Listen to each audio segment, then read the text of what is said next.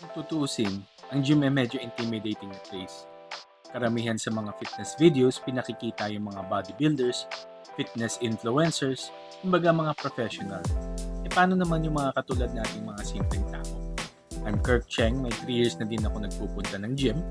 Wala akong sports degree or medical background. Hindi rin ako coach. Na-realize ko lang na ang gym ay parang safe space din.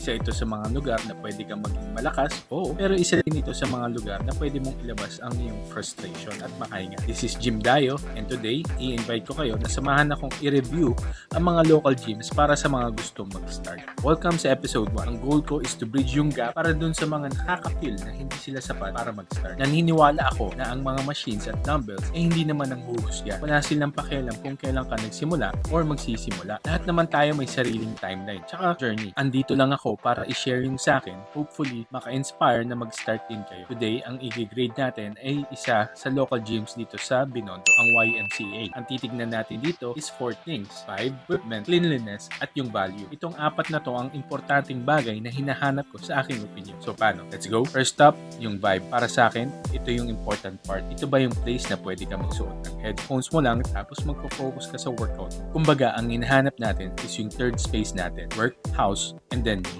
Ito yung makakatulong mag-decompress after a long day or i-ready ang sarili bago ka sumabak sa YMCA. Yung atmosphere niya is chill lang and friendly. Hindi mo feel na people are watching. Kumaga, everyone is just there because may mga kanya-kanya silang gagawin. Kaya para sa akin, I'm giving the vibe check an 8 out of 10. Now, yung equipments. As someone na meron ng 3 years na ginagawa to, nakaka-appreciate din ako na merong good variety of equipments or machines. Yung mga machines ba nila is okay at beginner-friendly pa siya. Remember, hindi ako professional, so safety is priority number 1. Kapag bago ka, ang advice ko is laging makinig sa sarili mong katawan. At huwag kang matakot magpa-consult sa isang professional trainer, coach, or doktor bago ka mag-try ng panibagong equipments. Dito sa YMCA, yung mga equipments niya ay medyo old school na. Yung leather, medyo may slight damages na, pero functional at malinis. Hindi lang naman dahil ito sa bigat ng gusto mong buhatin. Malaking factor din na readily available yung mga equipments. So para sa akin, ang equipments is 7 out of 10. Next natin is yung polish.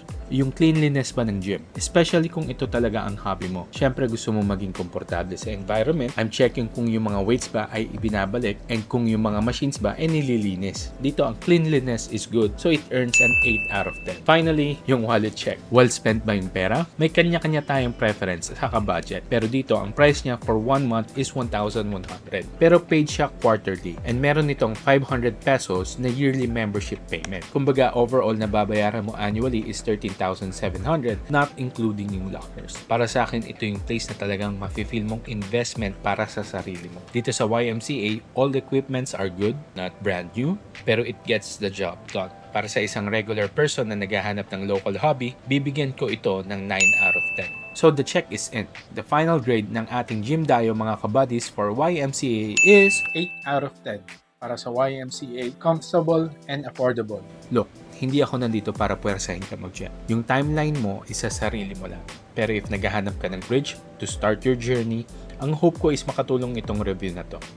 Mabigat na ang buhay mga kabuddies. Maghanap na lang tayo ng lugar kung saan natin pwedeng buhatin to na magkasama. Ako si Kirk Cheng and this is Jim Dayo. See you sa next one natin. Don't forget to subscribe and let me know which local gym ang ine-next natin.